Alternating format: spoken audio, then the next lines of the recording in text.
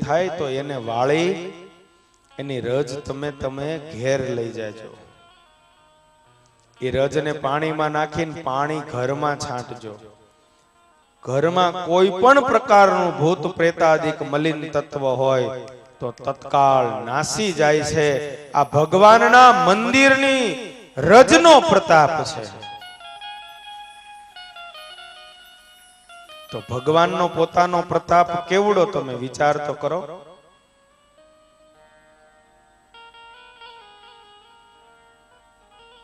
આપણા ખેતરમાં એ રજને જો પાણી કરીને છાટ્યું હોય ને તો ખેતરની અંદર પણ કોઈ મલિન તત્વ હજારો વર્ષ પહેલા કોઈ મૃત્યુ પામેલ જગ્યાએ હોય તો પણ પરમાત્માના દિવ્ય ચરણ રજના યોગે એની મુક્તિ થાય છે એમ ભાગવત કહે છે ભાઈ। અને એટલા માટે તો શ્રી કૃષ્ણ ભગવાન વૃંદાવનની અંદર જે જગ્યાએ ગોપીઓની સાથે પરમાત્માએ રમણ કર્યું એ રેતીનું નામ છે રમણ રેતી। અને ત્યાં આજે પણ સંતો અને મહાત્માઓ ત્યાં આળોટે છે આળોટે છે। શું કામ આળોટે? વૃંદાવનની કોઈ યાત્રા કરી હોય એને ખબર હોય ત્યાં સંતો મહાપુરુષો ભગવાનના ભક્તો ત્યાં આળોટે છે। એટલા માટે આળોટે છે કે એમાંથી કાંઈક રજ જો અમારા શરીરને અડી જાય અમારું શરીર પવિત્ર બની જાય। આ ચરણ રજનો પ્રતાપ છે। અને એટલે તો ઓલો કેવટ ભગવાનને એમ કે ભગવાન રામચંદ્રજીને ગંગા પાર જાવું તું ને ઓલો કેવટ પરમાત્મા એને નાવડું માગ્યું બેસવા। ભગવાન કહે છે કે મને નાવ આપ મારે ગંગા સાગરની પાર જાવું છે। હજારો વર્ષથી વાટ જોતો તો તપ કરેલું છે પુણ્ય એનું ઉદય થયું ને શ્રી હરિ એને બોલાવ્યો। કેવટ કહે છે પ્રભુ તમારા ચરણ પખાળવા દો ને તો મારી નાવડી આપું। ભગવાન કહે છે મારા ચરણની રજ તો એમને ન મળે। યોગીઓ ઋષિઓ તપ અને સાધના કરીને મરી જાય તો મેળ નથી પડતો, તને કેવી રીતે મળે? તો પછી પ્રભુ એક વાત સાંભળો। मागी नावन केवट आना कहि तुमार मरम मैं जाना। હું મર્મને જાણું છું। ભગવાન કે વળી આ ગામડામાં રહેવા વાળો હોડકું આંકવા વાળો તું વળી પાછો શાસ્ત્રના મર્મને જાણે? હા જાણું છું। મેં એક કથા સાંભળી છે કે તમારી ચરણ રજ છે ને બહુ પ્રતાપી છે, કોઈને અડે તો એ સ્ત્રી બની જાય છે। ભગવાન કે ગાંડા એવું ન હોય તો કે હા, તમે જ્યારે વિશ્વામિત્રજીની સાથે અરણ્યમાં પસાર થતા હતા વચ્ચે ગૌતમનો આશ્રમ આવ્યો ને ત્યાં પડેલી એક શિલાને તમે પગ અડાડ્યો તો શિલા ભાઈ નારી, ઈ તો પથ્થર કહેવાય કડક કહેવાય, તોય જો સ્ત્રી બની જાય તો મારું નાવડું તો લાકડાનું પાણીમાં હાલીને પોચું થઈ ગયું છે। સ્ત્રી બની જાય તો શું કરું? એક ઘરવાળીનું તો ભરણ પોષણ માંડ પૂરું થાય છે, વળી પાછી આ બે થાય તો માથાકૂટ થાય। માટે પગ ધોઈને તમારી ચરણની રજ બધી હું કાઢી નાખું પછી તમે નાવમાં પગ મૂકો। અને સરસ મજાની કાવ્યના રૂપમાં સૌરાષ્ટ્રના કવિ લખે છે અરજ તમારી કામણગારી મારી નાવનારી બની જાય તમારી કામણગારી મારી નાવનારી બની જાય કામણગારી મારી નાવનારી બની જાય।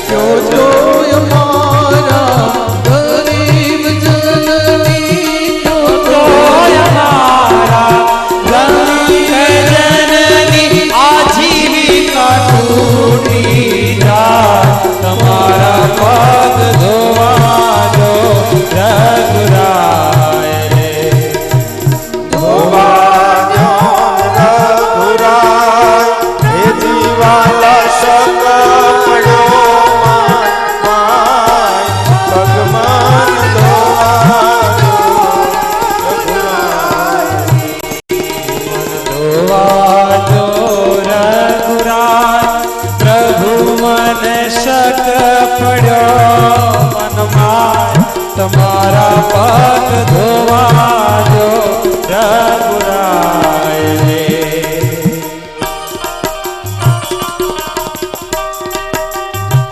લક્ષ્મીનો અવતાર કહેવાય, લક્ષ્મીનો અવતાર કહેવાય સીતાજી. સીતાજી જોઈને વિચાર કરવા લાગ્યા, સીતાજી જોઈને વિચાર કરવા લાગ્યા.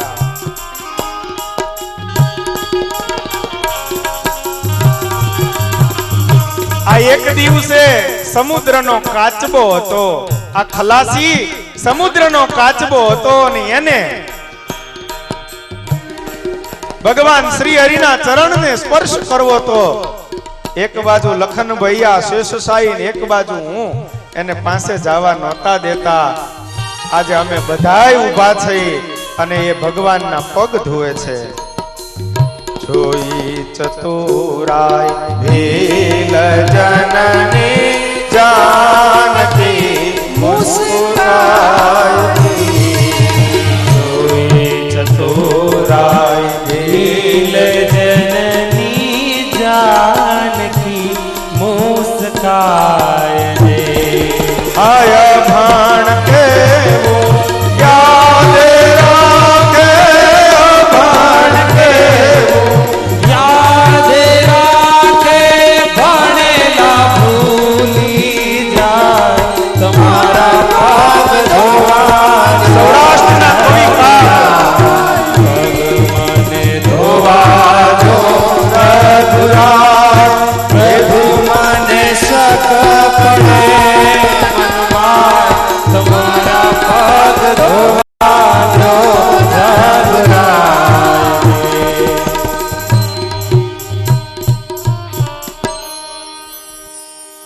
અરજ તમારી કામણ ગારી મારી નાવનારી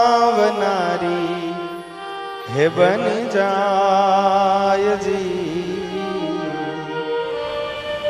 લક્ષ્મી ઊભા છે ને શેષય ઊભા છે અને બેયની વચ્ચેથી રસ્તો કરીને કેવટે કેવટે રઘુનાથજીના ચરણ પખાડ્યા છે. આ રજનો બહુ મોટો પ્રતાપ છે.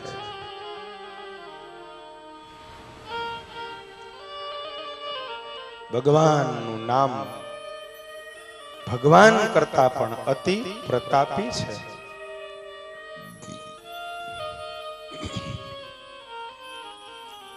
કારણ કે ભગવાનના નામથી એક તરે, ભગવાનથી એક તરે જ્યારે ભગવાન હોય ત્યારે ભગવાનના નામથી કરોડોના કલ્યાણ આજે પણ થાય છે.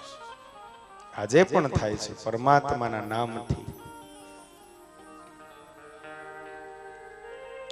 સુખદેવજી મહારાજ વર્ણન કરે છે, રાજા એ મન જ્યારે પરમાત્મામાં લાગે ત્યારે હર ઘડી પરમાત્મા એની રખેવાળી કરે છે.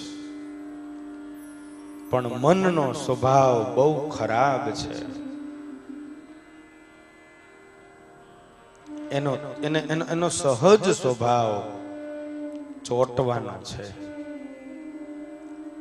ગામડામાં આપણે ઓલી કઠગુંદી થાય છે ને, ઝીણી ઝીણી કઠગુંદી, એ કઠગુંદીનો ઠળિયો કેવો ચીકણો હોય, ગુંદાના ઠળિયા જેવો, સમજ્યા? આમ હાથમાં લઈને તો આમ કરે તો આયા ચોટે, ને આમ કરે તો આયા ચોટે, વધારે ઝટકો મારે તો કોણીએ ચોટે, પણ એ છૂટો ન પડે.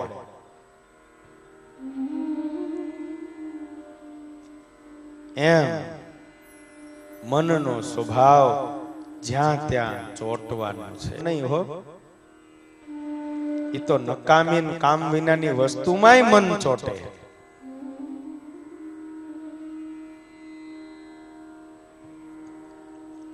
એ મન પરમાત્માને મૂકીને ક્યાંય જાય નહીં. એક થોડીક ગાફલાઈ માણસ કરે, એક થોડીક ગાફલાઈ માણસ કરે તોય એનો જન્મ અને મરણ બંને બગડી જાય છે. આટલી વાત સમજાવવાને વાસ્તે સુખદેવજી મહારાજ ઋષભદેવ ભગવાનના દીકરા એવા ભરતજીનું આખ્યાન લઈ આવ્યા છે. સુખદેવજી મહારાજ વર્ણન કરે છે રાજા પરીક્ષિત મહારાજાએ જ્યારે પ્રશ્ન કર્યો કે હે ગુરુ મહારાજ, પ્રિયવ્રત તો મોટા ભગવાનના ભક્ત હતા, આત્મારામ હતા, તો એની રુચિ ગૃહસ્થાશ્રમમાં કેમ થઈ? અને ગૃહસ્થાશ્રમ તો બંધનનું કારણ છે.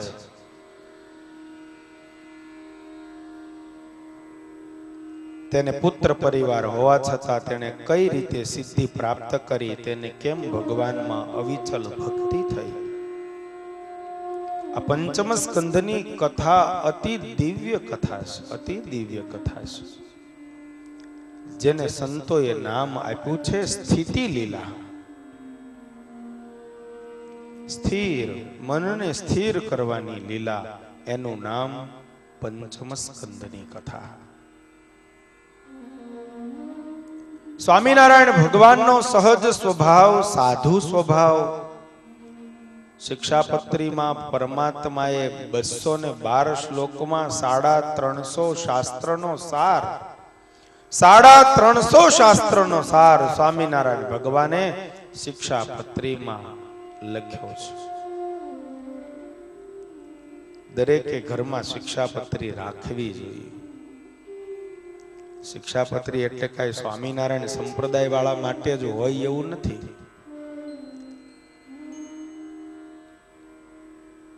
ભગવાને એમ કહ્યું કે દૈવી જીવ જે હોય એ બધાએ આનો પાઠ કરવો. દૈવી જીવ જેટલા હોય, જેના જીવમાં ભગવાન હોય, એ બધાએ નિત્ય પ્રત્યે આનો પાઠ કરવો.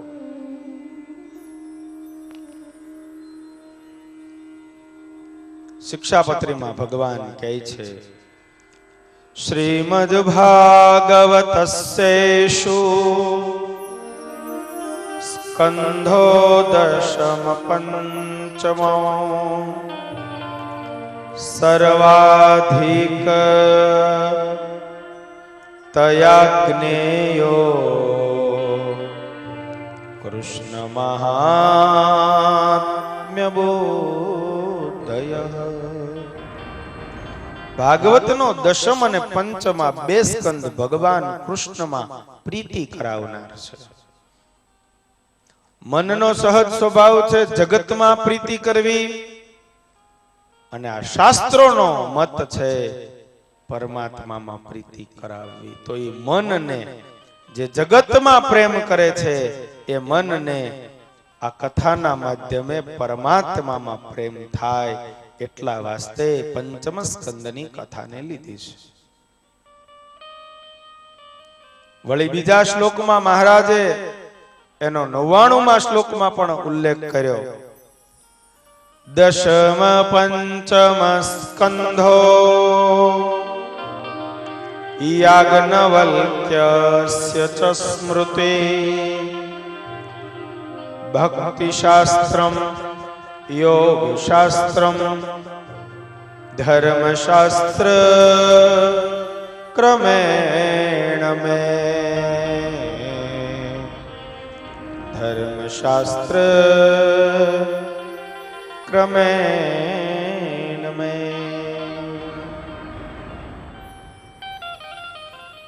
જગતમાં જ્ઞાન બહુ છે, પણ એ જ્ઞાનને સ્થિર કરવાની લીલા એટલે પંચમ સ્કંધની લીલા છે.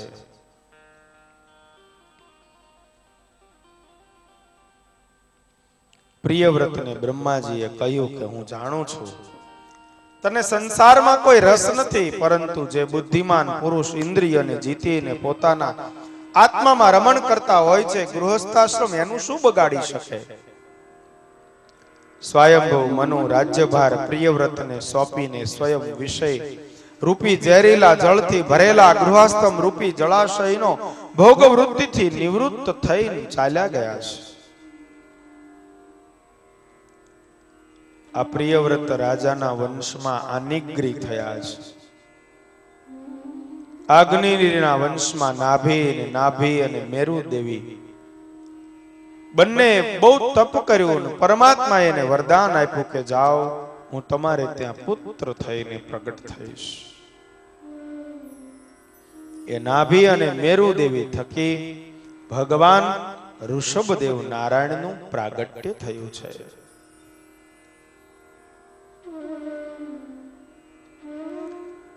ઋષભદેવને ઘેર ભરતનો જન્મ થયો છે.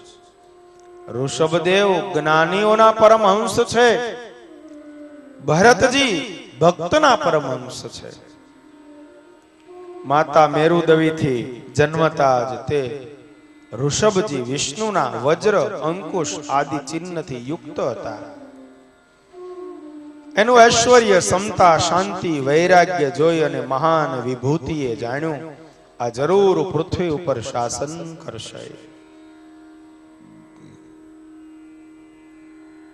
તે ગુણોને કારણે એનું નામ ઋષભ એટલે શ્રેષ્ઠ પડ્યું છે.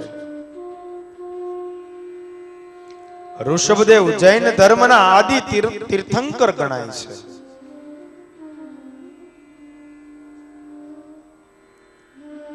જૈનોના મતને પ્રસ્થાપિત કરનાર જો કોઈ જગતમાં હોય તો ભગવાન ઋષભદેવ છે.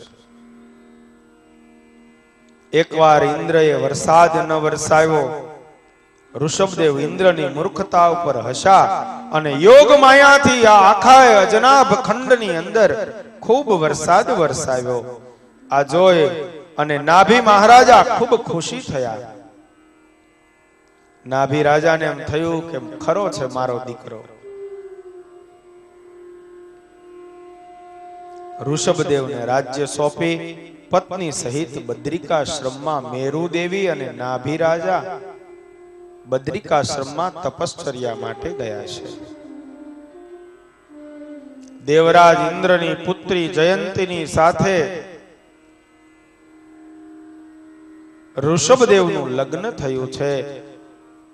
જયંતી થકી ઋષભદેવને 100 પુત્ર થયા છે. સૌથી મોટા અને અધિક ગુણવાળા પુત્ર જેનું નામ છે ભરત.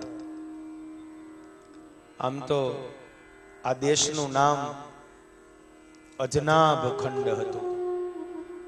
આપણા દેશનું મૂળ નામ અજનાભ ખંડ હતું. 3 મહાન ભરત થયા છે આ દેશમાં. એક તો કૈકેયીના પુત્ર ભરત, એક શંકુંતલા પુત્ર ભરત અને ત્રીજા ભરત ઋષભદેવ ભગવાનના દીકરા ભરત. આ 3 ભરત ઉપરથી આ દેશનું નામ ભારત પડ્યું છે.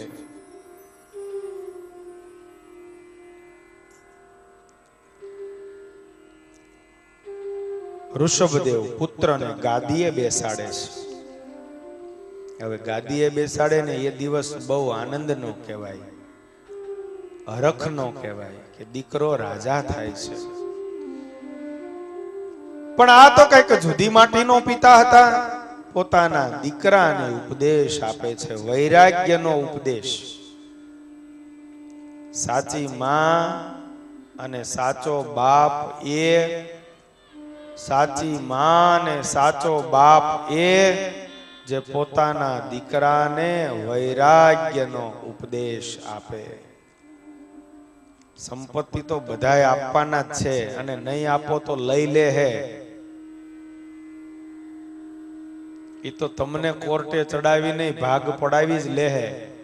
એટલે એની બહુ ચિંતા ન કરતા, એ તો લેવાના જ, મૂકવાના નહીં.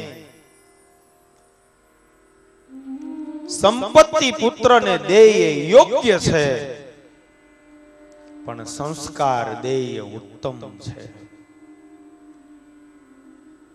સંપત્તિના વારસા કરતા દીકરાઓમાં સંસ્કારનો વારસો કરજો. જો સંસ્કારનો વારસો દીકરાઓની અંદર નથી કર્યો તો યાદ રાખજો, પોકે પોકે રડવું પડશે. ચિક્કાર ઇતિહાસો ભર્યા છે, ચિક્કાર ઇતિહાસો. આ દંત કથા નથી. જેણે જેણે પોતાના દીકરાઓને સંસ્કાર નથી આપ્યા એના મા બાપે ઉત્તરાવસ્થાની અંદર મોઢે હાથ રાખીને રડવું પડ્યું છે. માટે તમારા દીકરા અને દીકરીઓને સંસ્કાર આપજો. એને આંગળી ઝાલીને કોઈ દિવસ મંદિરે લઈ જાજો, એને બાવડું ઝાલીને કોઈ દી સંતની પાસે પગે લાગતા શીખવાડજો. પણ પેલી વાત તો ઈ કે તમે લાગતા હો કોક દી તઈ એને સમજણ પડે ને આમ લગાય. આપણે જ નીચું કાંધ કરી નમવાની ટેવ ન હોય.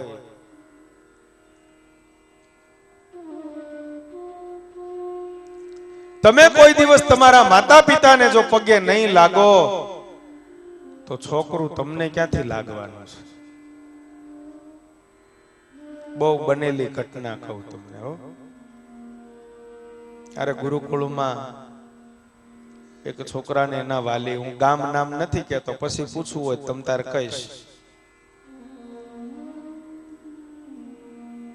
છોકરો અહીંયા 15 દિવસ મહિનો રહ્યો. પેલા વેકેશનમાં ઘેરે, આઠમના વેકેશનમાં છોકરાઓ જાય એટલે ઘેર જઈને છોકરો એના મા બાપને પગે લાગ્યો,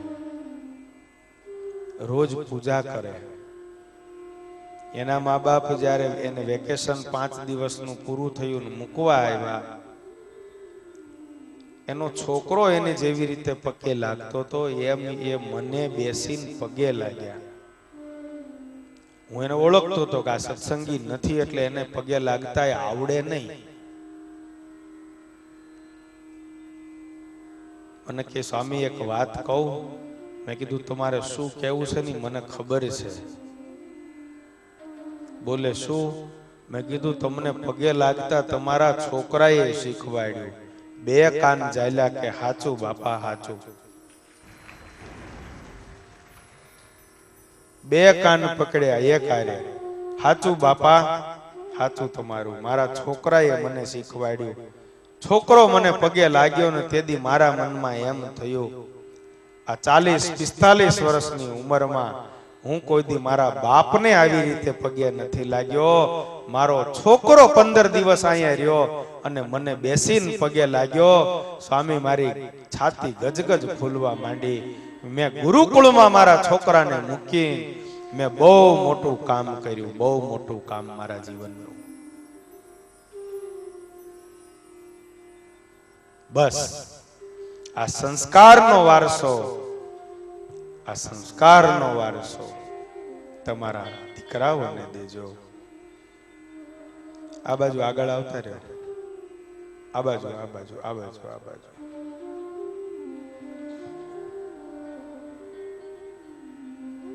હવે ઈ 45 વર્ષ સુધી કોઈ દી એના બાપને પગે લાગ્યો ન હોય, 45 વર્ષ સુધી કોઈ દી એના બાપને પગે ન લાગ્યો હોય અને એનો 12-15 વર્ષનો છોકરો એને પગે લાગે, ભાઈ ચમત્કાર થઈ જાય, ચમત્કાર.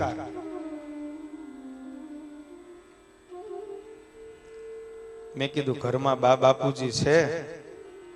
તો કે હા છે. તો મારી એક વાત માનશો? બોલે તમે જે કહેવો એ માનીશ. આજથી નિયમ લ્યો, રોજ ઉઠીને તમારા બા બાપુજીને તમે પગે લાગશો. આજથી મને કે નિયમ લઉં છું, મારા મા બાપને રોજ હું પગે લાગીશ, રોજ હું પગે લાગીશ. હું નથી માનતો કે કોઈ પોતાના મા બાપને રોજ ઉઠીને પગે લાગતા હોય અને એના મા બાપને ગાળ દે અથવા તો એને કાંડું ઝાલીને ઘરની બહાર કાઢે. આ વૃદ્ધાશ્રમ તો આપણા સમાજનું કલંક કહેવાય, કલંક, કલંક કહેવાય આપણા સમાજનું. જરૂરી છે, મારો વિરોધ નથી, વૃદ્ધાશ્રમો હોવા જોઈએ. કારણ કે આવો તરછોડાયેલો સમાજ ક્યાં જઈને ઊભો રહે? પણ ન બને, નવા વૃદ્ધાશ્રમો ન બને. એ સમાજનું ઈ ગૌરવ છે, ગૌરવ છે આપણા સમાજનું. નવા વૃદ્ધાશ્રમો ન બને અને એ વાત ત્યારે જ શક્ય બને જ્યારે આપણે આપણા મા બાપને પ્રેમથી માનીએ, પૂજીએ. એક વિચાર અકળાવી મૂકે કે જે માએ એને કોળિયા દઈને મોટો કર્યો હોય અરે માના જે ઉપકાર બાળકની ઉપર છે એ કેટલા કહું. ભગવાન પોતે પણ આ લોકમાં આવે છે તો માની આગળ પરવશ થાય છે.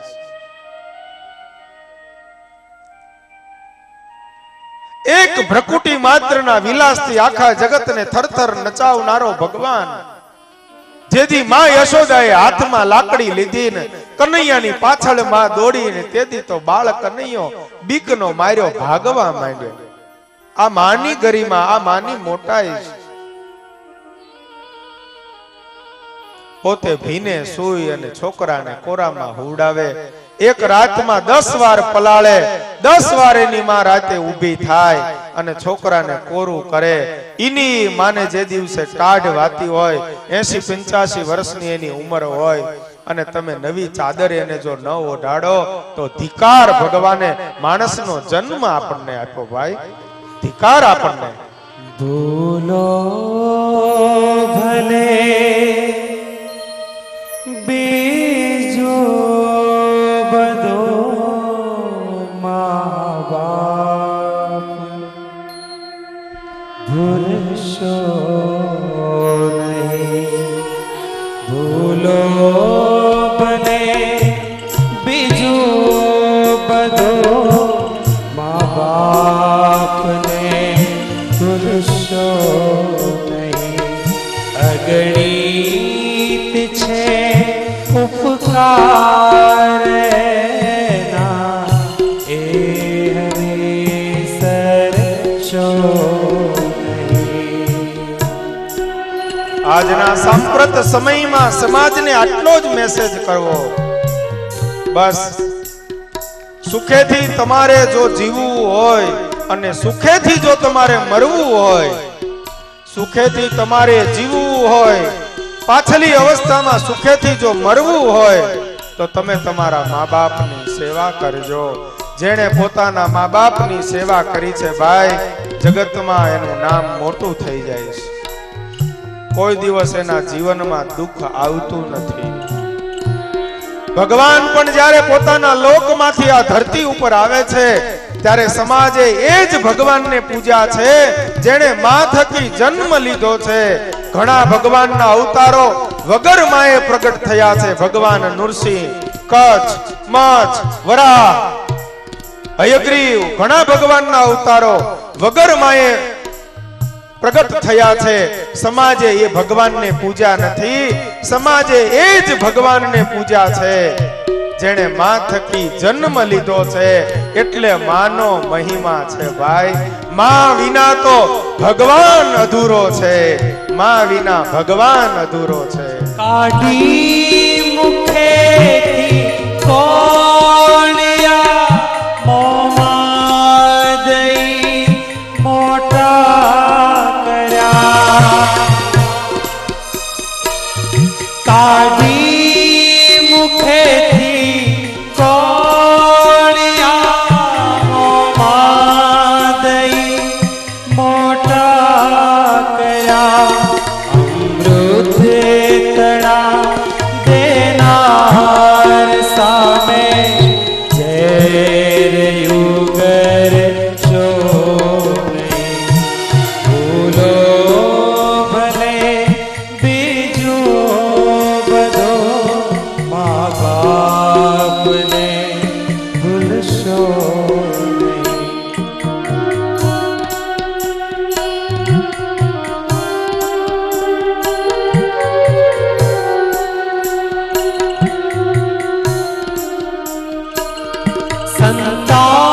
સંતાનથી સેવા ચાહો, સંતાન છો સેવા કરો. સંતાનથી સેવા ચાહો, સંતાન છો સેવા કરો. જેવું કરો તેવું ભરો, એ ભાવના ભૂલશો નહીં. ભૂલો ભલે બીજો બધો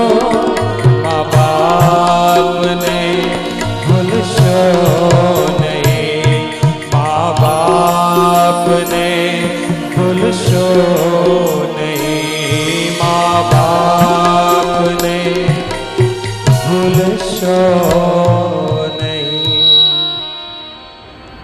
માં શબ્દની લાજ તો પરમાત્મા પોતે પણ રાખે છે.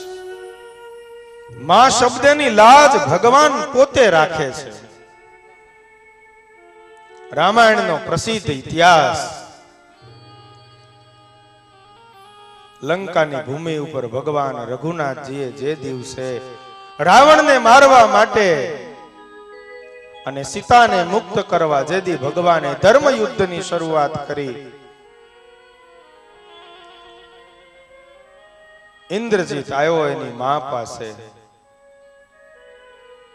ઇન્દ્રજીત એની માં પાસે, મંદોદરી પાસે આવીને કહે છે કે માં, આજે હું વિજયી થાવ એવા મને આશીર્વાદ આપ. જા બેટા, ભગવાન તારું ભલું કરે. નહીં માં, આજ તો હું મારી માં પાસે વિજયીના આશીષ લેવા આવ્યો છું. અને રામાયણે નોંધ લીધી ભાઈ કે મંદોદરીએ તે દિવસે એમ કહ્યું કે આ